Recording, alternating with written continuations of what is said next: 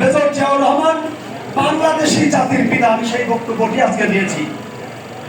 আজকে আমি যে দুটি টপিক নিয়ে কথা বলতেছিলাম, প্রথম কথা হচ্ছে সর্বকালের শ্রেষ্ঠ ভারত মহানবী হযরত মুহাম্মদুর রাসূলুল্লাহ সাল্লাল্লাহু আলাইহি সাল্লামের জীবন থেকে আমরা দেখতে পেয়েছিলাম খুতবা ছিলেন একজন তৎকালীন তাওরাতের যে তাফসীরকারক, সাহেবান ছিল তৎকালীন সময়ের একজন ইমাম, এবং আবু জেহেল ছিল তাওরাত কিতাবের একজন হাফেজ।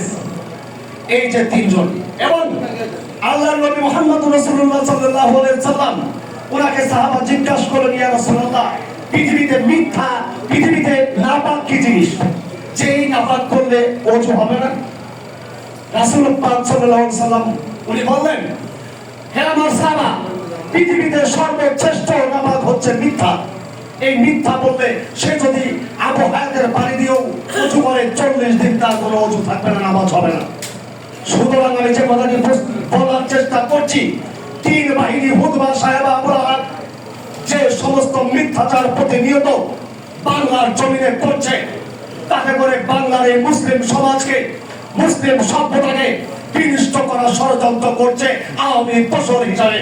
সুতরাং যদি বাংলাদেশ এই ভূখণ্ডকে সেই পাকিস্তানি যুদ্ধের পর থেকে, ব্রিটিশ বিরোধী যুদ্ধের পর থেকে একটি পবিত্র স্থান হিসাবে, মুসলিম জাতীয়তাবাদ হিসাবে এবং মুসলিম রাষ্ট্র হিসাবে যেহেতু ঘোষণা করা হয়েছে, সুতরাং কোন ইহুদিবাদের আধিপত্য এখানে চলবে না।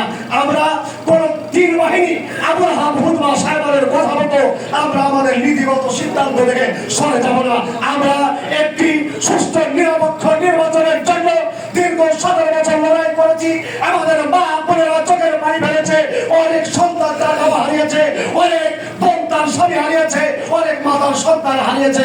সুতরাং কারো কাছে আমরা দেশ ইজারা দেইনি, কোনো অবৈধ শক্তির কাছে আমরা দেশকে বিক্রি করিনি। কারো কথা মতো দেশ পরিচালনা হবে না।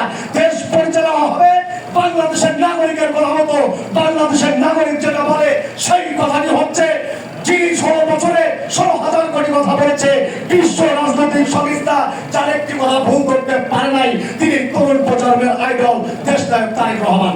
দেশনায়ক তারেক রহমানকে বিশ্ব রাজনীতিবিদরা এখন দাওয়াত করছে, তাদের ঘরে নিয়ে খাওয়াচ্ছে, পরামর্শ চাচ্ছে কিভাবে দেশকে পরিচালনা করা যায়, রাজনৈতিক সুস্থতা সভ্যতা কিভাবে অর্জন করা যায়, বিশেষ করে তাও সেটি জানার জন্য দেশের তারেক রহমানকে ডাক দিয়েছিল।